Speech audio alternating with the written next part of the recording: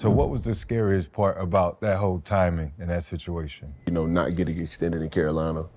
People say they understand it's a business until they go through it. No matter how much I did for Carolina or how much I thought I should have got paid or.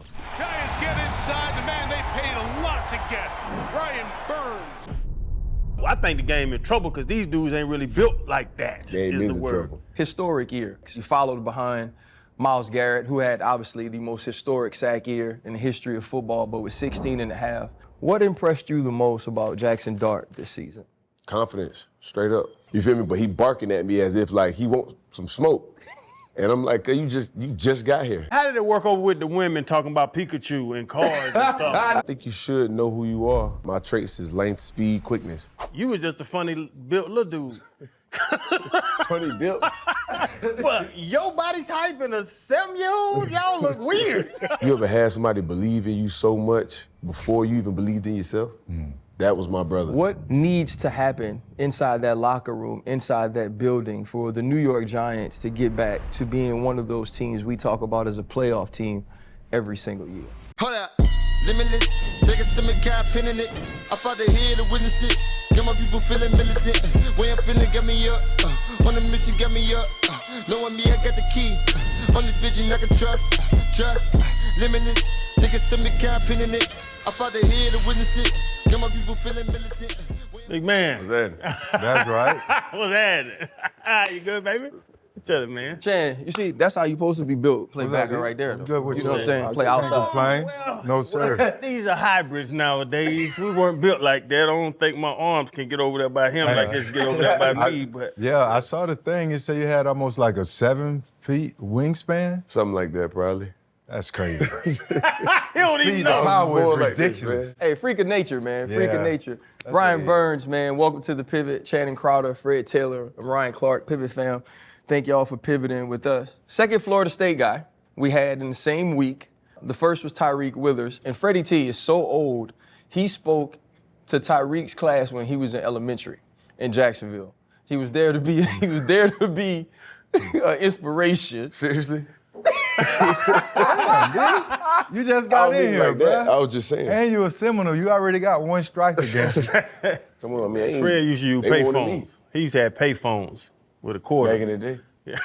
I do want to say, though, man, that Heritage team, I used to brag on y'all boys so much, and I would put y'all up against any school in the nation, man. Yeah, no, y'all we had had a a lot of squad. talent It coming was up. crazy. Yeah, well, so what's crazy though is Fred had a connection and Chan actually has one today. I used to go to your mom's salon Yeah.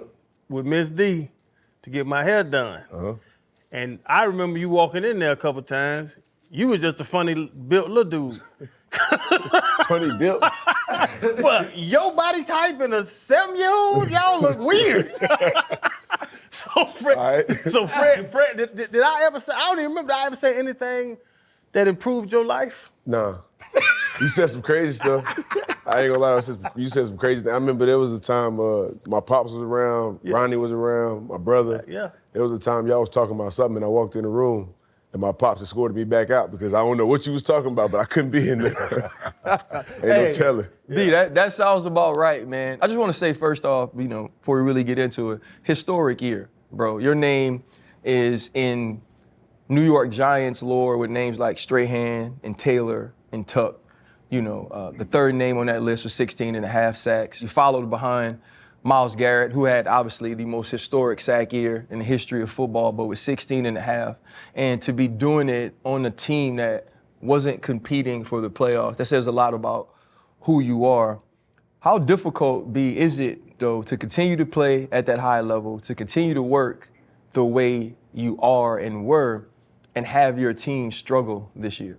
It's tough, and I've been doing that throughout my career for real. So, it's just like one of those things. Like either it's like what side of the fence you gonna lean on? You gonna lean on to deep diving more into what you can do and how you can be better and stay consistent, or you gonna go to the other side and make excuses for why you're not, performing at a high level. So I just try to, stay on this side, and sometimes I gotta snap myself out of it, snap back, but I just try to stay on that side for the most part. Yeah. And as an all-pro and all the accolades that people know you have, to that question, like I'm out there doing all I can, because I wasn't on no good teams.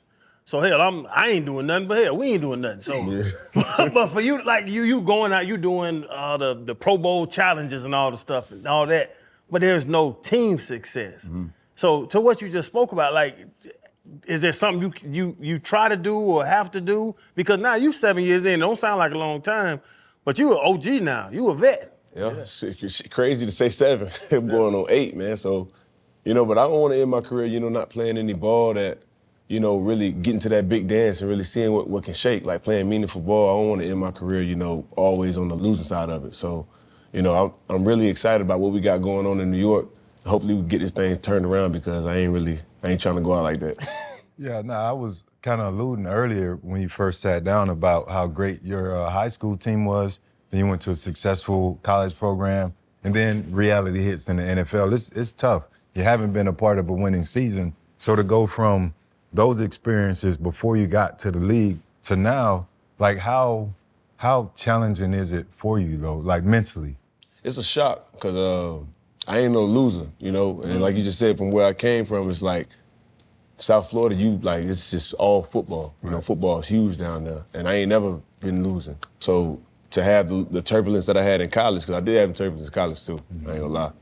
To have that and then to go into the league and then continue to lose, it's draining at a certain point. But, at times you can beat yourself up like, I ain't doing enough, or I could have did this to, but at the same time, you can't put everything on your shoulders. So as a child, what did winning look like in your house? In my house? In your household? What did growing winning up? look like? Yeah, what did it look like to, success or just winning? Man, from Little League on up to high school, I've always just won. And, always been a part of why we won. Mm-hmm. But the competition, that like you said, it was bred in my household. Yeah, so I'm competing with my brother, my sister. My sister played D1 basketball. Okay. You feel me? And my dad, obviously he played D1 ball too, but it's just like, it was always a competition somehow in my house about anything we was doing. Cars, whatever it is. When you look at, your brother was drafted by the Panthers. Mm-hmm. You were obviously 16th overall pick. And Chan, when he was talking about your mama, he was like, nah, she ain't soft now. He said, he was like, Mama ain't tell you. I done seen her. Yeah. I done seen her punk grown men in that shop, and everybody looking at the girl. And so when you do grow up with a strong female figure like that in your life that pours into you, how much was her rearing, her teaching a part of what made you successful as a young man? Shoot, Ma was a hustler. Ma did everything, and it's like, like you say, man, it's tough. But she always put her kids first, and she did whatever she needed to do to, give us what we needed or what we wanted. Always commend her for that, because she ain't have to be that type of mama. There's other mamas my partners and whatnot, I've witnessed, how their moms are and how mine is, and there's no comparison, in my opinion, in my honest opinion. But yeah, man, I couldn't thank my mama enough. All of that sacrifice that she put into you, all of the love, all of the work, all of the support. What was it like on draft night when you hear your name called and you get to share that moment with her and the rest of your family, but her specifically, and say, Mama, this is part of what you did for me? It's amazing. It's just like the look in her eyes, just like how proud she is, and me knowing that now I can finally take care of you the way you took care of me, is everything. And that's always been like, a young boy's goal is to take care of his mama. You know what I'm saying? So when I was able to do that, and I was finally, able to look at her and just be like, Mom, you can rest now. It's good. We straight. It was. I relive that moment all the time. If I could relive it all the time. Was she the first person that made you realize that what you've attained was attainable? Yeah, I would say, just from like always believing in me standpoint, but like from really logistic, like spot on pinpoint person that made me think that this was possible was my brother. Mm-hmm. And him just putting that time in me and that confidence in me from when I was in high school and I wanted to take football serious. When I came to him and I said, I'm ready, bro. What was those conversations like? You ever had somebody believe in you so much before you even believed in yourself? Mm. That was my brother. And that was just him being a big brother. That's what I'm thinking. Mm-hmm. But he's still doing that to this day. He's 41. Right. Yeah. You feel me? So this is him. And this is like what he truly believes. And he'll tell you to this day, Myles just broke the sack record. Myles has everything you could wish for a DN. Speed, power, bend, flexibility, everything. My brother right now would look you in his face and tell me that I'm better than him. And mean it. And mean it. That's the type of belief that, that's love. You feel me? That's love. Like, you got everything against you, but you still believe in me. You feel me? And that's just him. And he been putting that into me since I was in high school. So it's just, it's my big bro. And big bro, Stanley McLovin, my man, we used to run the streets a little bit. Chan, You weren't allowed to be I in done the heard club. about you, dog. I done heard about you, man. You weren't allowed to come out with us. But bro, it's like with Amon-Ra St. Brown, his brothers, even the Watt brothers, like all that, bro, they call it 1 in a million, 1 of 1 and all that stuff. Y'all had 2. There has to be some kind of secret mama and pops put in, like you just like, we work hard, we competitive. Bro, it's not easy to make it to the league. It's not easy to be all pro. It's not easy. What bro did at Auburn, he was on at Auburn 2 years. Bro, that's not easy. There has to be something more than just, they believed in us. There's a lot of little bastards out there, parents believe in them and they ain't about to go And to they the sorry league. as hell. They garbage. It's a lot of people that just have parents' belief, but it has to be something more for 2 of y'all to make it. I don't know, bro always say mama breed DNs. So, I mean, he might have something in the sauce with that, but we just got it, man. I don't know. It's hard to say. I really don't know what it is, but God blessed us for sure. And, you know what I'm saying? We just got those gifts. Hey, man, I don't know if you've ever actually really watched Spider-Man movies, but they all little bitty dudes. Yeah.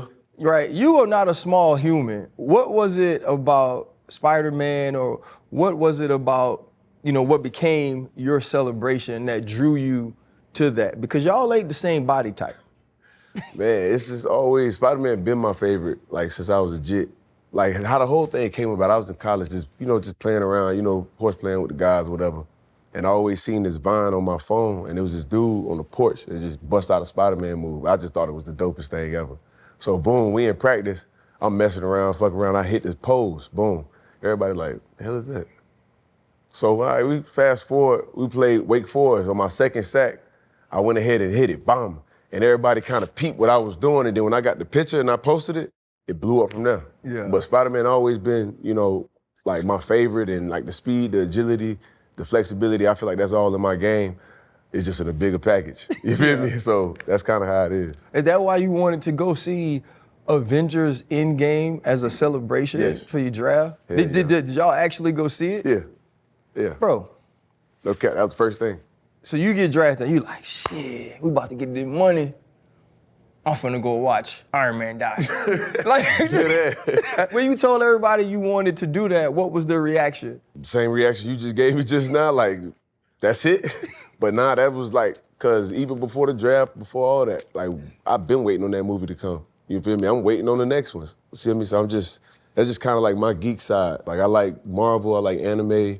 I'm in love with dogs. I got 4 dogs at the house right now. And that's kind of just if you want to wrap me up in a ball, that's to be the first things you'll see. Your big ass just say anime. Yeah.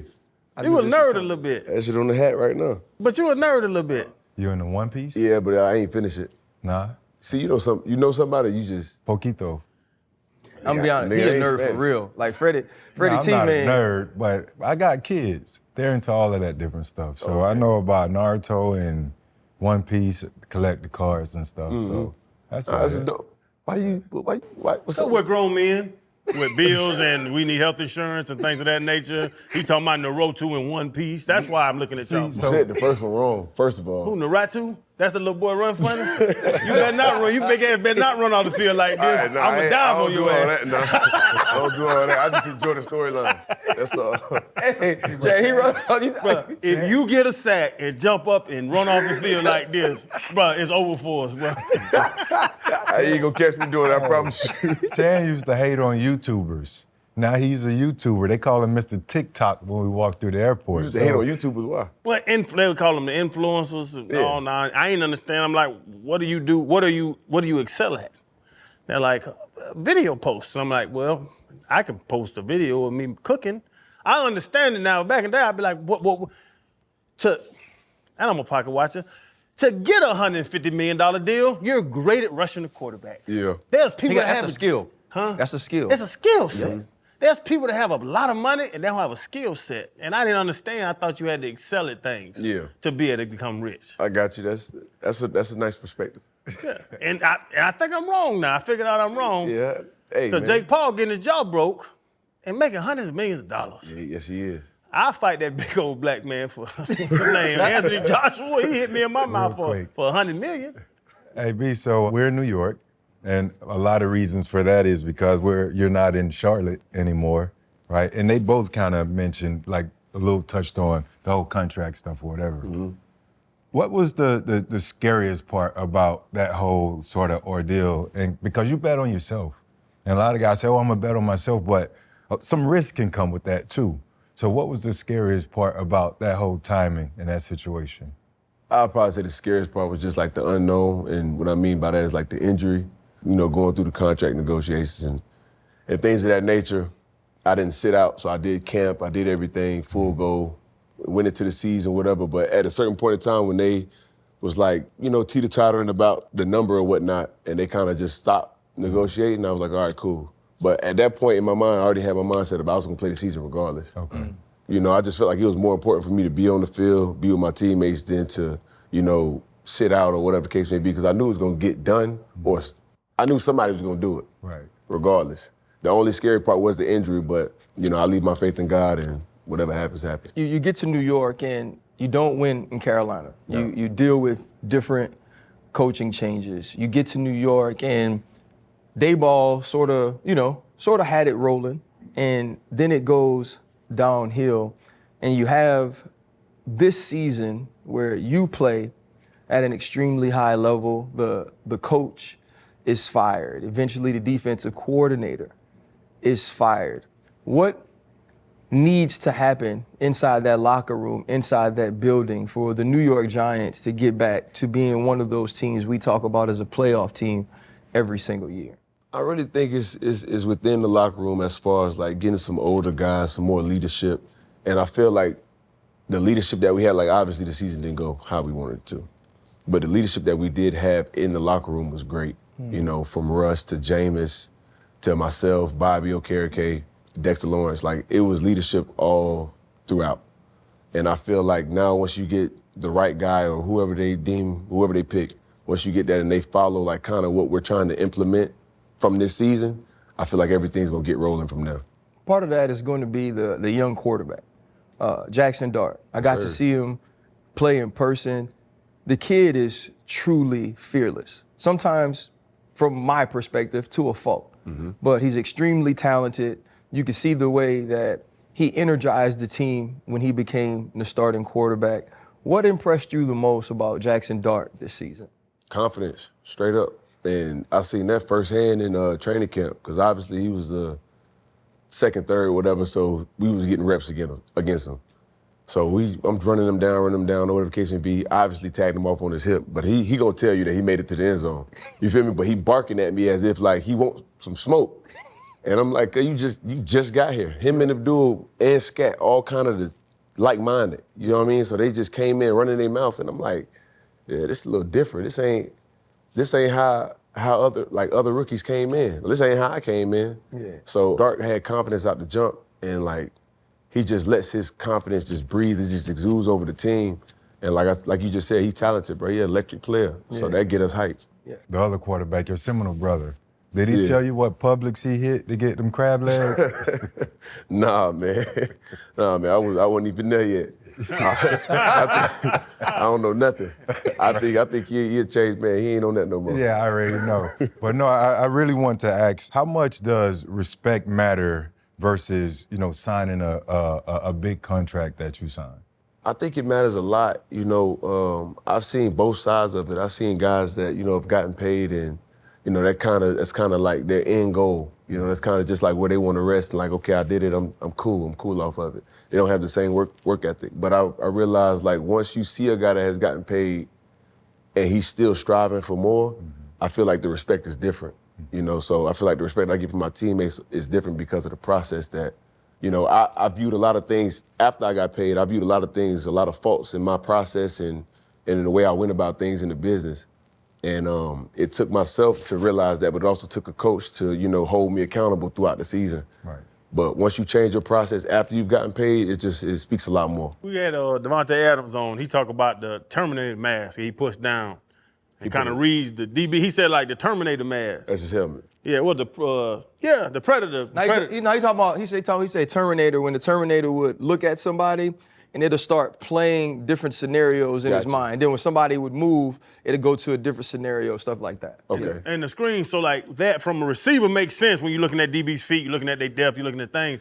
From your position, man, watching you play, it seemed like your move was set before the ball was snapped. That's your spin move is stupid. Appreciate Not it. even getting you kissing your ass because you're sitting here. Like, and even that where they'll chip you and you'll dip inside the spin and all that stuff. Is that then do you figure it out? Or are you lining up on your hand in the dirt saying, okay, near back, I'm hitting with bum bum and I got it. Yeah, so I kind of try to play it in my head before it happens. You always got to have a plan when you're rushing. There's sometimes you could just go instinctually and just take off and just, react to whatever you get. But for the most part, I like to have a plan. But like you just said, okay, near back, let's say I know he's going to chip me, so I'm going to go ahead and set this tackle up inside and I'm going to spin back out. The chip will be gone by then. Right. So you kind of play that in your head, and after you've, placed your puzzle pieces throughout the game, you done hit him with a couple inside moves, now you're afraid of your inside, he going to bite on that false inside so you can spin back out. So I kind of play it in my head before the play start. And then speaking from the football side of things, I played with Jason Taylor, who was a monster at the end. But if they found a duck at tackle, because it was him and David Bowens, it was him and Ken Wade, they go find a duck, bro. They be in the huddle arguing about who going to, I'm going to the left. Nah, bitch, get back over there. They arguing about, I want him, I'm going to go over there and get him. I know you rush, a lot of your stuff from the right, but do you ever see that other tackle and be like, bro, let me go over here and get some of this work? Yeah, especially if it's crunch time and we got to make a play. Yeah. I'm going over there right now. The other guy got to go. How long it take y'all to figure out who the duck is? Damn. So you know that during the week. You know that, yeah. I was saying, that probably Tuesday. Yeah. They highlight the fish. The fish get circled in red. Yeah. That's who we attacking. Yeah. And if it's multiple, shit, Burger King. Have it your way. So my question is this though, since because you are the OG of the room, right? Yep. Just drafted Abdul. You're older than Kayvon. Do you get that call? Oh, for sure. It's for sure. So how much pushback you get though when they living and they eating on the fish and you want to get over there and get to the quarterback? I don't get a lot. Tibbs know. Tibbs like he done been in the league long enough. Like he know what it like. All right, bet B, you got it, whatever. Because he know I'm a give him the same return right back. You feel me? Abdul, on the other hand, we did run into a couple little problems, but that's because he got an extreme dog in him. But he young. You feel me? Like you just said, like these young rookies, they fearless. So like he think he finna make the play I'm finna make. Hell no, you finna go on that side, I'm finna get this right here. So that took about 30 seconds. Yeah. And then we went ahead and got it going, but it ain't happened no more after that. That was like the second game. We had Jameis on the show. It's impossible to be around that dude and not be inspired. Secondly, not be entertained. Yeah. When Jameis ran over to fight Jamal Adams, bro, what the hell was Jameis doing? Man, I don't even know. But just from experience, Jameis like the pops out there. You feel me? Like just from practice, like he'll get into somebody's ass quick. You feel me? And really talk to you, but it's like he'll snap on you, but with the most inspirational language and cadence that you could ever hear. Like you actually think that he believing in the way that he's snapping on you to get you better. Right. If that makes sense. You no, feel it me? makes total sense. But nah, man, Jameis is a character, but he one of the best teammates I ever had. Was he stunned after he caught that pass on Detroit and scored? Yeah, for sure. He had that whole celebration. He had that plan. He knew he was gonna score on that play. Really? I felt like he knew it. The way he got up out that tackle. But man, it was just amazing to see that went everywhere. Like that play was everywhere. We seen everybody's reactions. They're playing it on the big board, but man, Jameis is one of a kind. Nah, I love that. You talked about Myles Garrett earlier. I talked about him a ton this season because he was playing in a place where people weren't focused on the Cleveland Browns really outside of Shedeur Sanders. And you got 16 and a half this year, man. You know how difficult it is when you become the guy. You're going to get chipped. You're going to get doubled. So he was tripled at times. To have that sort of season. When you look at Myles Garrett, man, how do you see him as it pertains to being one of the greatest rush ends of all time?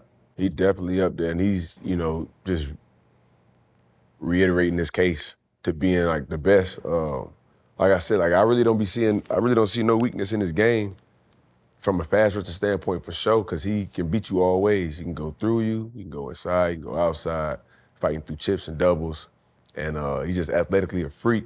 But man, he really definitely gonna go down as one of the best, especially after what he did this season. And this season was just unheard of, especially on this. I think he won like a 3 or 4 game run where he had, I think, 13 plus sacks. And he's just doing something historic, legendary. Yeah, Myles, 125 on his career so far. You mentioned when it's crunch time not too long ago, and there are moments throughout the game when it is crunch time, you got to make a play. But because of the lack of overall team success that you've had since you got in the league, you haven't had those opportunities to just really get after the quarterback. That's why what you and Myles are doing is so impressive.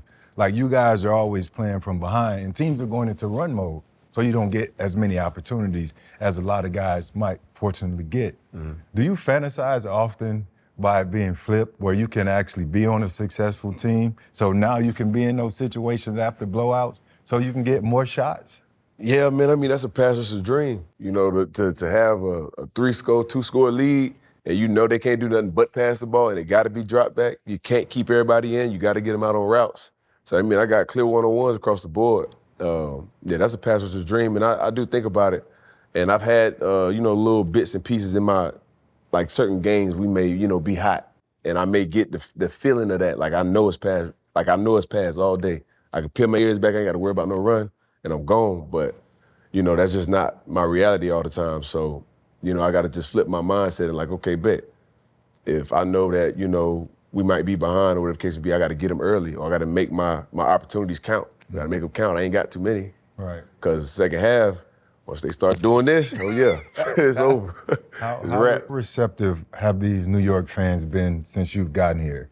Like, what do you love about this whole city and the fan base and just being a Giant? Well, the city is amazing. It's so much to unpack. There's so many different things to do. You can really expand your horizons throughout the city. But as far as like the fans, man, they just really embrace me, and they really embrace the Spider-Man thing, and it's like no better place to do it than New York. Yeah. So, being able to have all that love and it's still some, I done found a couple Carolina fans out here. Okay. That still got love for me. So, at the end of the day, one day it's all gonna stop. So, I'm appreciated while it's going. Right. Because, yeah, man, it's a good feeling. Yeah. When you say one day it's all going to stop, for you, what is that ultimate goal? When, I would always write goals down in my Bible every year, immediate goals, career goals, team goals. When you sit down and you think about who you want Brian Burns to be individually and how you want that success to lead into team and then legacy, what are your thoughts about that? Like, I really want to, play until I can't. That's like the perfect answer I can give you. I really just want my career to overall be a success, individually and, holistic, in a holistic view. The goal is always to make it to the big dance and play in that game and get that dub. But, that don't happen for everybody, and most people don't ever make it there. But at the end of the day, I just want my film and my body of work to speak for me and look a certain way. And I feel like when I see it and over the years, once I see everything I've done, it's gonna say something to me, and I'll be content with what I've done. Bro, you talked about the young dudes, because you is old now. I ain't old. League-wise, but League- 3.5 3.5 is average League-wise, yeah. to get vested. Because I still wasn't the oldest in my room. Who the oldest in You your old. room? You see me when I was a youngin', you You old. was a baby. Yeah, you old. Yeah, we was partying. Yeah, you was still drinking Similac. You said Scatterboo and Abdul and Jackson, they said they different. Yeah. Like with that confidence they came in with. Where are the young dudes now? Because I always say, I think the game in trouble because these dudes ain't really built like that. Game is is the in word. trouble. How are they so different, and what's the game will be? I don't think it's violence. We talked about it recently. The violence is going away, like that edge dudes that think the way I think you kind of getting pushed out with the football with these younger mentalities, I call them Instagram mentality dudes. I definitely can see what you're saying. And, you know, for one, I think the confidence in those three is different than, you know, what the younger generation is coming with. I feel like their confidence is coming because they making it before they actually make it. The NIL and all these, you know, all these things they getting, like they already being able to do what we doing now. You feel me? And we in the league. Yeah. So that's the shaky part. These three cats that we got in New York though, I mean, Dart, obviously the confidence, the aura, all that stuff, whatever, woo-woo. Scat, you can tell by the way he played, he got confidence out the ass. And Abdul, these last 5 or 6 weeks, but even from jump, before, you know, all of this happened, because obviously he's playing behind Kayvon, because Kayvon's playing his best ball. You feel me? But for all of that, he had that dog, that killer mentality before y'all was able to see what he can really do on the field. But he'll tell you straight up, like, when he step on the field, like, he a different animal. Like, he just turned into this killer mode. He really disrespect anybody that's in front of him. Through play and through mouth. Like, he talk that shit. And I be telling him, like, all right, cuz, hey, as long as you back it up, do your thing. Yeah. I just wouldn't take that if I was him, but go ahead. B, you seem really, really chill. Is there a switch that changes for you when you're on the field from, like, this dude that's sitting in front of us, like, cool, calm, well thought out, to the guy that had 16 and a half sacks this year? Mine isn't like flip for me as far as like every game I'm gonna talk shit or whatever. I kind of have my moments where I'm just like, I don't know, super piped up, or somebody done tried me and I gotta, you know what I'm saying, I gotta show you, you feel me? But for the most part, like going into the game, I'm usually cool. You feel me? I do my job and I'm definitely gonna get after somebody, but I ain't gotta tell you about it. I'm gonna just do it to you. But there are all them times where something, I don't know, I think it's the night games, but it's something that turned in me and I start smelling something. You know what I mean? Yeah. And that's when I really gotta prove somebody wrong and show them what I can do to them, and that's kind of when my flip switch. Yeah, I like that. For you, man, you know, you want to win, right? I read a lot of things when, you know, you signed your contract here, the excitement to be in New York, the excitement of what you had earned, but it was also, you felt like this was a better place to come win and play football. Carolina now is in the playoffs. Bryce Young and, you know, that team get in. When you look at Bryce from what you saw in 23 to now and the development of that team and being in the playoffs, what is it you see in him that's grown to get him to this point? I don't know, I feel like he really just like, he's really embracing like that role over there. You know, at first, you know, he had a lot of criticism on him. And there's just a lot of people saying a lot of things, and obviously he didn't have the pieces around him to have the success that he should have had, you know. But looking at him now and looking at the way he took control of the team and the weapons that he has around him, I think the sky's the limit for Bryce. Good. You know, I'm always rooting for Bryce. Like that was my youngin' when he came in, so you know, I think he gonna be fine. Yeah. Scat was at Arizona State with my son. Scat. Yeah. So I watched Scat in one game play punter, quarterback, receiver, and running back. So on fourth down, they do like wildcat or whatever it is. And if they were in, you know, close to midfield, he just back up 5 yards and punt the ball. Swear to God, I watched him throw passes, all those things. And so, you know, I know those things on this team, you know, they made an immediate impact. Do you feel like this team right now, Joe Schoen as the general manager, is talented enough to make a run to be competitive in the NFC East next year? For sure. No, I definitely do. We got a lot of good cornerstone spots. You know, we got a lot of talent in different areas. And, you know, throughout my career, I've always had a big question mark on the quarterback. Like, I came in on the tail end of Cam and, you know, Sam Darnold, Baker Mayfield, Teddy Bridgewater, Kyle Allen. Like, it just kept going, you know. But now that I'm on a team where, you know, that spot is solidified and we got our guy and we got talent around him, I feel like, yeah, we definitely can take this wherever we want to go with it. Is it soft for me to tell Jaxson Dart to get his ass down sometimes? Because he don't need to just run into people. That's soft. Is it soft for you to say that? I think it's soft for me to say that, but I think for the betterment of his career, he don't need to not on 4th and 2, go get it. But he running down the sideline on 3rd and 11, already got the first down. He want to drop his shoulder on the safety. That's just not intelligent football, brother. Mm-hmm. I think that this year has helped him realize his spots of where he should be aggressive and where he shouldn't.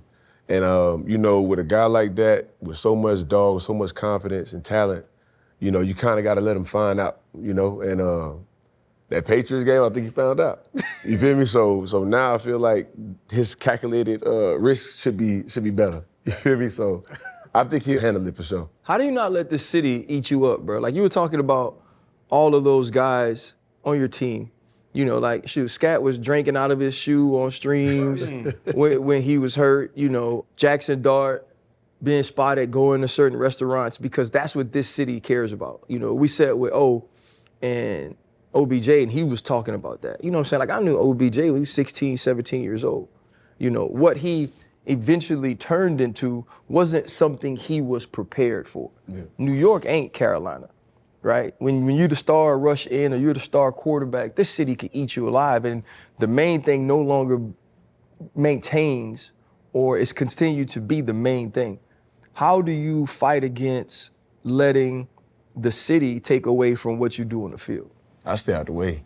So it ain't really, I mean, you gotta really come seek me to say something about me for real, because I don't really get into too much or anything. But other than that, I kind of just stay off of, you know, certain things, like if, like, obviously football pops up, but like certain things I kind of just like put not interested if I don't want to see it. You're talking about social media? Yeah, that's because I think that's the main way, you know, city and opinions and everything can get in and, you know, distract you from the main thing.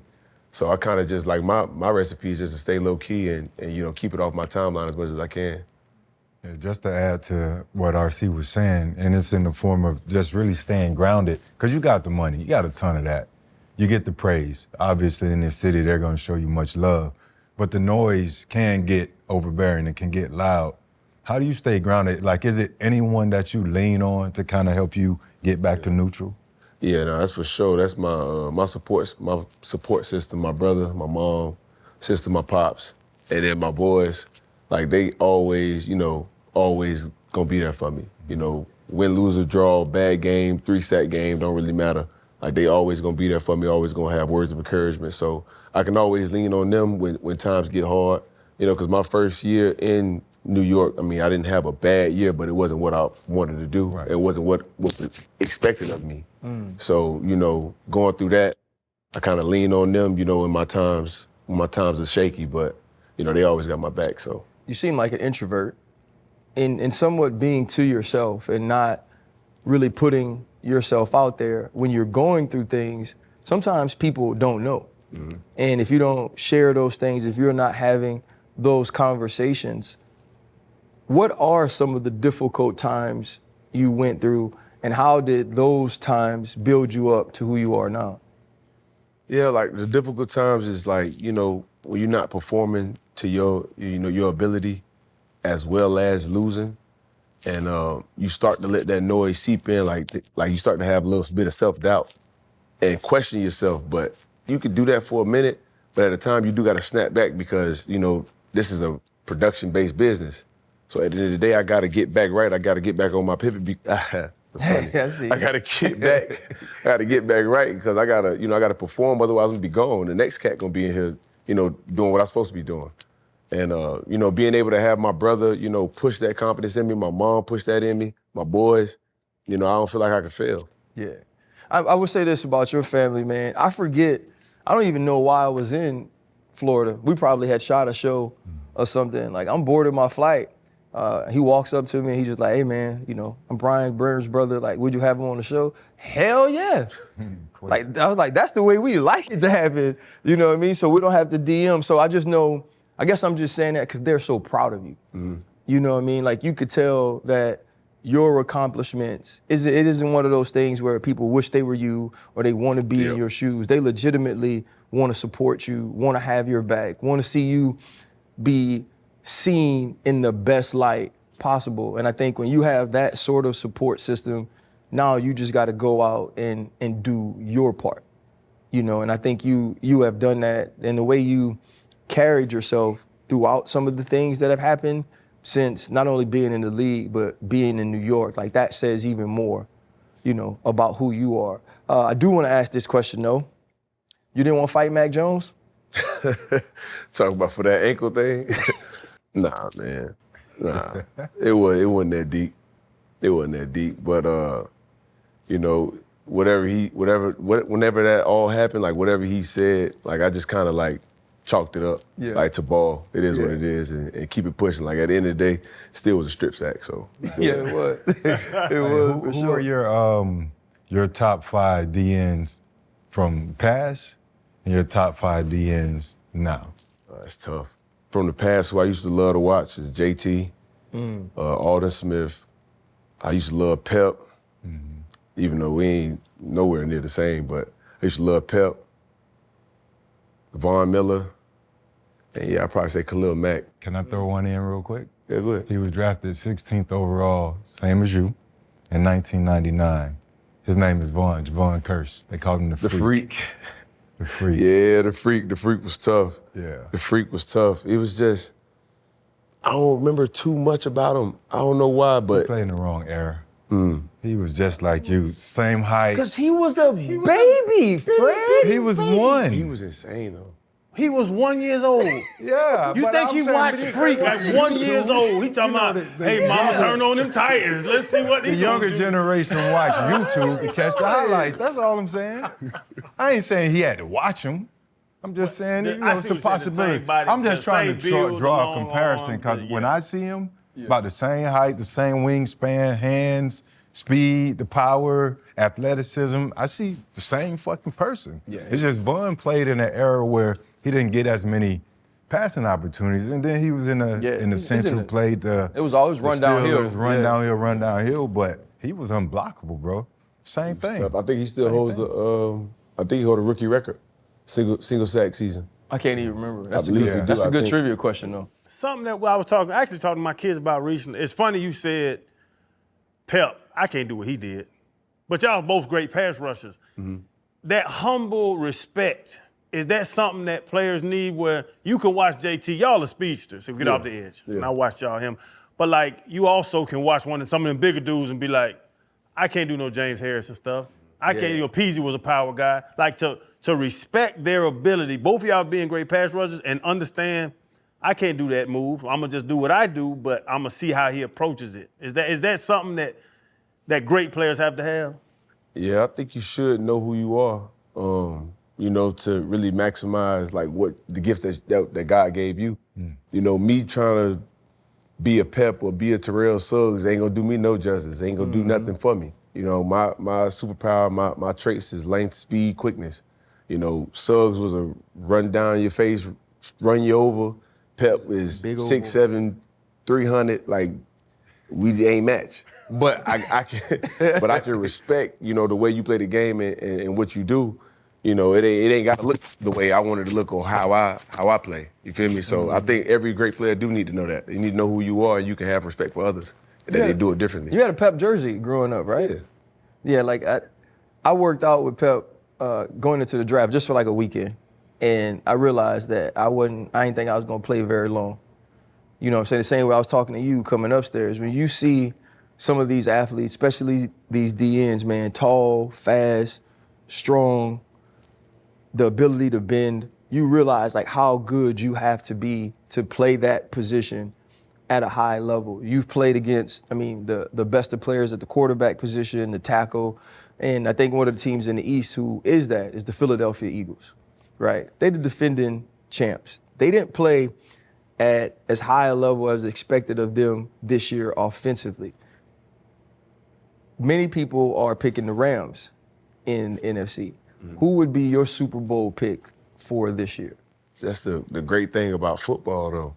You know, you never know. Like, any given Sunday is a true statement, in my opinion, because anything can happen. Yeah. And, you know, that was a true testament to our season because, shoot, we played great for 3.5 quarters. In the fourth quarter, in the last 5 to 2 minutes, we lose a 2-score lead. You feel me? So, like, it's just crazy how quick the game can change just due to momentum and just the certain plays or certain critical moments.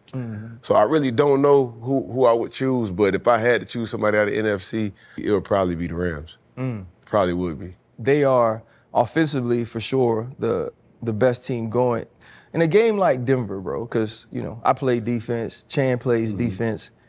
When you're up like that and, you know, it starts to snowball, what are the conversations you guys are having been in that position before, giving up leads against teams you were picked to lose to, and then you're in that moment in the fourth quarter, as good as you are, as talented as other people are around you, what were some of those conversations on the sideline when those leads were slipping away?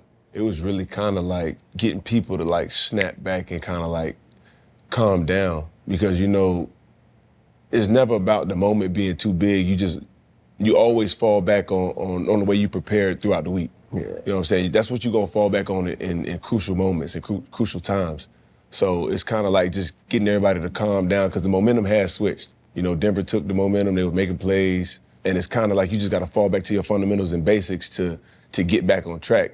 But if you go out there trying to be a superhero, trying to be, you know, the savior, that's how you're gonna hurt us. You know, that's how you're gonna hurt us. So that's kind of what those conversations was.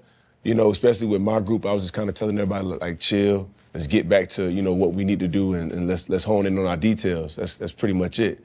Instead of everybody being so, you know, caught up in the moment and trying to, you know, fix everything at once. That's not how you're gonna do it. Yeah. You know, you're gonna take it play by play, time by time. So that's kind of how it was, just to get everything under control. Can Denver win a Super Bowl with Bo Nix?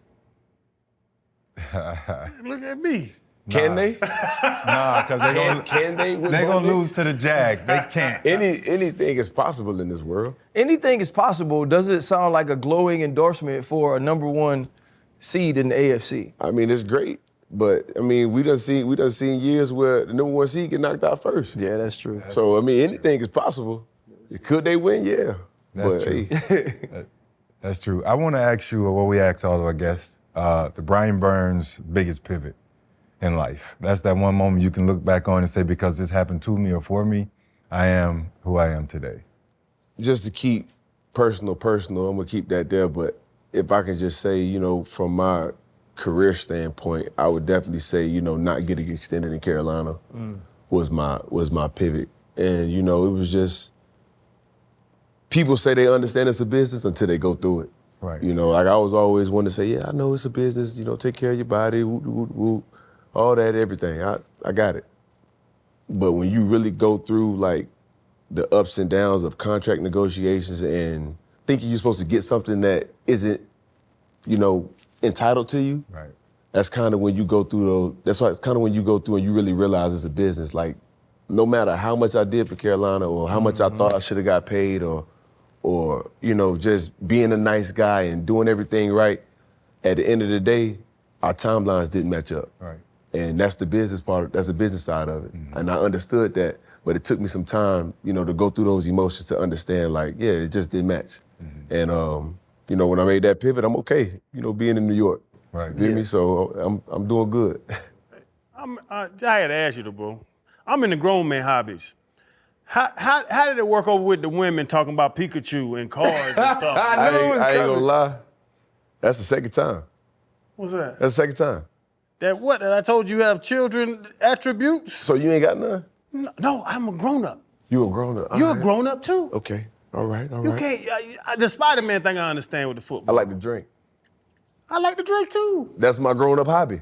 What's your drink of choice? The resumes gold, 10 out of 10, getting cards and all that. Man, that is for babies. I don't get cards, and I don't do 10 out of 10, whatever you talk Did you get any bitches off Pikachu? Yes.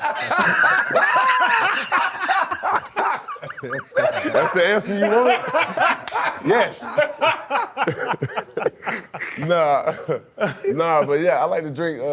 I'm more of a brown drinker, I would say though. Like I'm starting to get into tequila a little bit, but I prefer, you know, the Hennessy. I prefer bourbon, whiskey, and you know, I'm getting into like, you know, making drinks, a little mixology. So that's kind of been my hobby right now. Oh, like people that pay taxes and normal stuff.